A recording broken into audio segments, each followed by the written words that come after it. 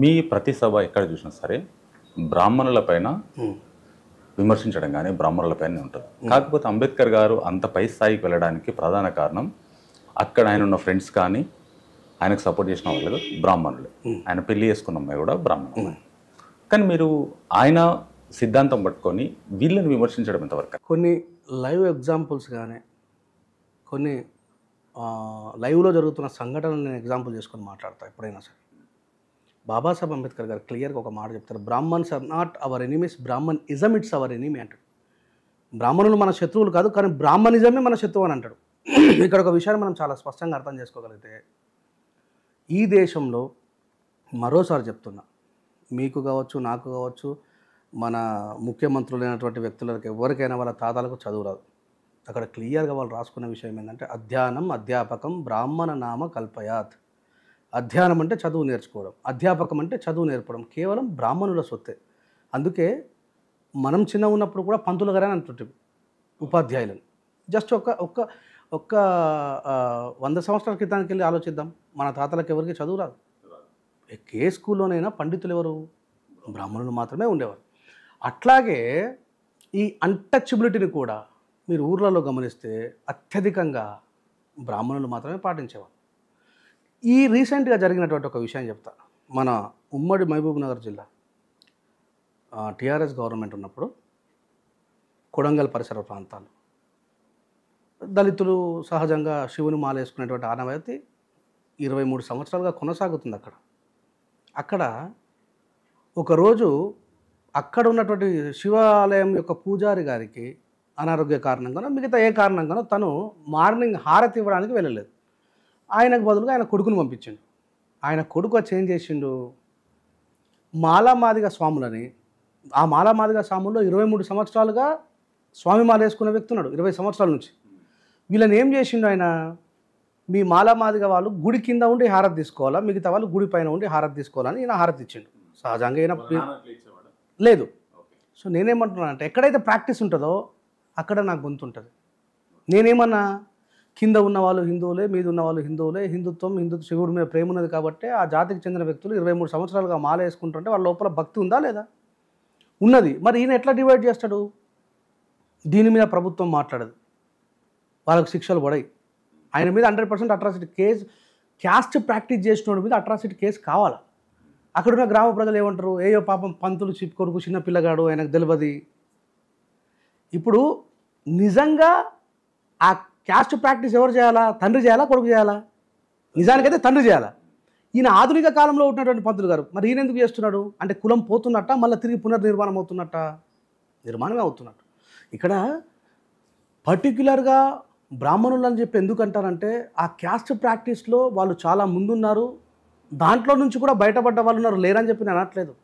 కానీ ఇక్కడ సందర్భాన్ని బట్టి మాట్లాడాల్సినటువంటి పరిస్థితి అట్లా ఏర్పడుతుంది. రెండో విషయం ఏంటంటే, క్లియర్గా చాలామంది ఏమంటారంటే, బాబాసాహెబ్ అంబేద్కర్ గారు దశాబ్దాల కాలం హిందుత్వంలో మార్పు కోసం పోరాడినరు బాబాసాహెబ్ అంబేద్కర్ గారు. వీళ్ళకి ఎవ్వరికి కూడా సగం నాలెడ్జ్ అంబేద్కర్ గారి గురించి చదవకుండానే మా ఎస్సీలలో ఉన్నటువంటి దళిత నాయకులు కూడా 0.5% నాలెడ్జ్తోనే మాట్లాడతారు. బాబాసాహెబ్ అంబేద్కర్ ఫోటో పెట్టుకొని మీరు హిందుత్వంలో ఉన్న దాన్ని విమర్శిస్తారు, అంబేద్కర్ ఫోటో పెట్టుకొని మీరు, అంబేద్కర్ గారే రాశారండి. అంబేద్కర్ గారి సంగతి పక్కన పెడదాం, ఆయన కంటే ముందు 100 సంవత్సరాల ముందు పుట్టినటువంటి మహాత్మా జ్యోతిబాపులే గులాంగిరి పుస్తకంలో ఏం రాశాడో తెలిస్తే వాళ్ళకి అర్థమవుతుంది.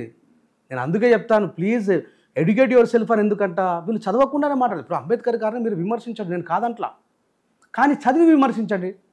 ఈ దేశంలో ఒక బ్రాహ్మణైన అమృతసేన్ అనేట ఆయన నోబెల్ శాంతి బహుమతి ఎకనామీలో తీసుకున్నాడు. ఎవరైనా ఒక బ్రాహ్మణుడు.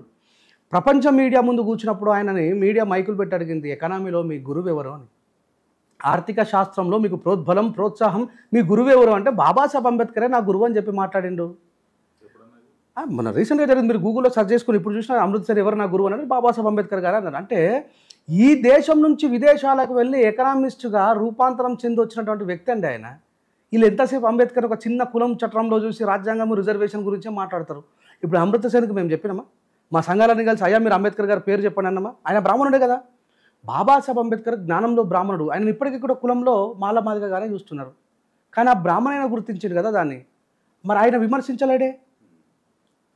ఇప్పుడు ఎవరో కోన్కిస్కా గొట్టంగా అంబేద్కర్ గారిని విమర్శిస్తారు. అంబేద్కర్ గారు హిందుత్వంలో మార్పు కోసం పోరాటం చేసి చివరికి మారకపోతే మా క్యాస్ట్ ప్రాక్టీస్ ఇట్లాగే ఉంటుంది, చాతుర్వర్ణ వ్యవస్థ ఇట్లాగే ఉంటుంది, వేలాది కులాలు ఇట్లా ఉంటాయి, చాకలి వాళ్ళు చాకలి పని చేయాలా, మంగలి వాళ్ళు మంగలి పని చేయాలా, మాల వాళ్ళు మాల పని చేయాలా, మాదిగ వాళ్ళు మాదిగ పని చేయాలంటే మేము మనుషులం కామా, మేము అందరితో ఇంకెప్పుడు సమానం అవుతామని దశాబ్దాల కాలం పోరాటం చేసి చేసి చేసి చివరికైనా బౌద్ధం తీసుకున్నాడు.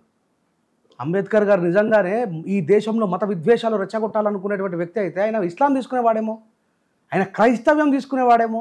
కోట్లాది రూపాయలు ఆఫర్ చేశారు, పెద్ద పెద్ద పదవులు ఆఫర్ చేశారు. కానీ బాబాసాహెబ్ అంబేద్కర్ గారు ఈ దేశంలో పుట్టిన బుద్ధుని ఎందుకు తీసుకున్నాడు? వేరే మతానికి ఎందుకు వెళ్ళలేదు బాబాసాహెబ్ అంబేద్కర్ గారు? చైనా వాళ్ళు, నేపాల్ వాళ్ళు బుద్ధిజాన్ని ఎక్కువ వాడతారు. కానీ మన భారతదేశంలో మన దగ్గర పుట్టిన బుద్ధిజాన్ని ఇప్పటిదాకా ఎందుకు పాటించారు? మరి అంబేద్కర్ గారు అప్పుడు ఉన్నప్పుడు దాని గురించి పోరాడి ఆ బుద్ధిజాన్ని, దానికి సంబంధించిన సిద్ధాంతాలన్నీ ఇక్కడ తీసుకురావచ్చు కదా, ఎందుకు తీసుకురాలేదు? అంటే ఒక విషయం చెప్తా, గుర్తుపెట్టుకున్నా. హిందుత్వంలో మార్పు కోసం బాబాసాహెబ్ అంబేద్కర్ గారు దశాబ్దాల కాలం పోరాటం చేసినప్పుడు హిందువుల్లో సంస్కరణను కోరుకున్న వాళ్ళు కూడా అంబేద్కర్ గారికి సపోర్ట్ చేశారు. నిజమే, మనం అందరం హిందువులం సమానంగా ఉండాలని అంబేద్కర్ పోరాడుతున్నాడు. మేము వేల సంవత్సరాలుగా ఈ దేశంలో ఉంటున్నాం, మేము ఆఫ్ఘనిస్తాన్ నుంచో పాకిస్తాన్ నుంచో మైగ్రేట్ అయి వచ్చిన వాళ్ళం కాదు, మాదిగలం. ఈ దేశం ఉన్నప్పటి నుంచే మేము ఉన్నాము. మమ్మల్ని ఎందుకు ఇంత అన్టచబుల్గా చూసి ఇంత అణిచివేస్తూ ఉన్నారంటే హిందుత్వంలో సంస్కరణలని కోరుకున్న వాళ్ళు కూడా అంబేద్కర్ గారికి సహకరించారు. అప్పుడు బుద్ధిజం ఇట్లా ఇక్కడికి వచ్చినట్టయితే క్రిస్టియానిటీ ఏదైతుందో, ఇస్లామిక్ కానీ క్రిస్టియానిటీ ఏదైతుందో తగ్గేది అవకాశం ఉండేది కదా బుద్ధిజంలోకి వెళ్ళినట్టయితే. జనాలు అప్పుడు కన్వర్ట్ అయ్యింది. బాబాసాహెబ్ అంబేద్కర్ గారు 7 లక్షల మందితో బుద్ధిజాన్ని స్వీకరించారు. మీరు చాలా జాగ్రత్తగా గుర్తుపెట్టుకోవాల్సిన విషయం ఏంటంటే ఆయన అక్టోబర్లో బౌద్ధాన్ని స్వీకరించారు. డిసెంబర్ 6 నాడు బాబాసాహెబ్ అంబేద్కర్ చచ్చిపోయాడు. ఆయన బౌద్ధం స్వీకరించిన తర్వాత ఎన్ని నెలలు బతుకున్నట్టు? అక్టోబర్, నవంబర్, డిసెంబర్ 26 నాడు తీసుకున్నారు ఆయన. అక్కడ 4 రోజులు, ఇక్కడ నెల రోజులు. ఈ దేశంలో అంబేద్కర్ మరణం కూడా ఒక పెద్ద కుట్రని అంటాను నేను. ఇన్ని సంవత్సరాలు పోరాడిన అంబేద్కర్ ఎట్లా బతుకుతాడు? ఈ బౌద్ధం తీసుకున్న తర్వాత ఒక 2 నెలలు కూడా ఎందుకు బతకలేకపోయాడు? 100% రకరకాల ప్రశ్నలు ఉన్నాయి, రకరకాల కారణాలు ఉన్నాయి.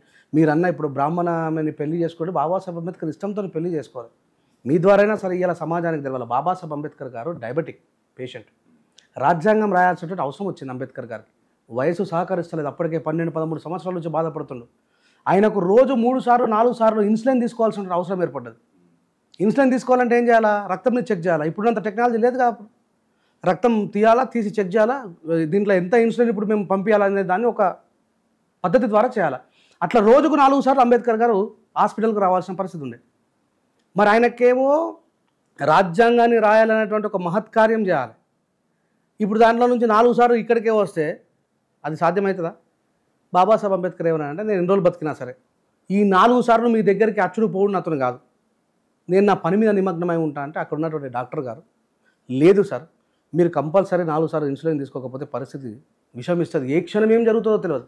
కార్డియాక్ అరెస్ట్ కావచ్చు, లేదంటే పక్షవాతమే రావచ్చు, ఏమైనా జరగచ్చు అని అంటే అప్పుడు వీళ్ళంతా బాబాసాహెబ్ అంబేద్కర్ గారి మంచిని కోరుకొని మీ దగ్గర ఒక నర్సుని పెడతామని చెప్పంటే రాత్రనగా పగలనక ఆ నర్సు నా వెంబడ తిరిగితే ఇన్ని సంవత్సరాల నుంచి నేనే తప్పుడు పేరు సంపాదించుకునే వ్యక్తి నా మీద వేరే రకమైనటువంటి అలిగేషన్స్ అవుతాయంటే అప్పుడు ఆమె చెప్తుంది, నన్ను పెళ్లి చేసుకోండి, నన్ను పెళ్లి చేసుకోండి, మీరు ఈ దేశానికి ఒక మహానాయకుడు, ఒక అద్భుతమైనటువంటి రాజ్యాంగాన్ని నిర్మాణం చేసినటువంటి దాంట్లో నేను కూడా మీకు సహకరించిన, దాంట్లో నేను కూడా మీతో పాటు ఉన్నటువంటి ఒక మంచి పేరు నాకు వస్తుంది, ఇది ఒక దేశ సేవ లాంటిది అని ఆమె పెళ్లి చేసుకునేదే తప్ప బాబాసాహెబ్ అంబేద్కర్ గారు ఆమె మీద ఇష్టంతోనో మోజుతోనో చేసుకోలేదు.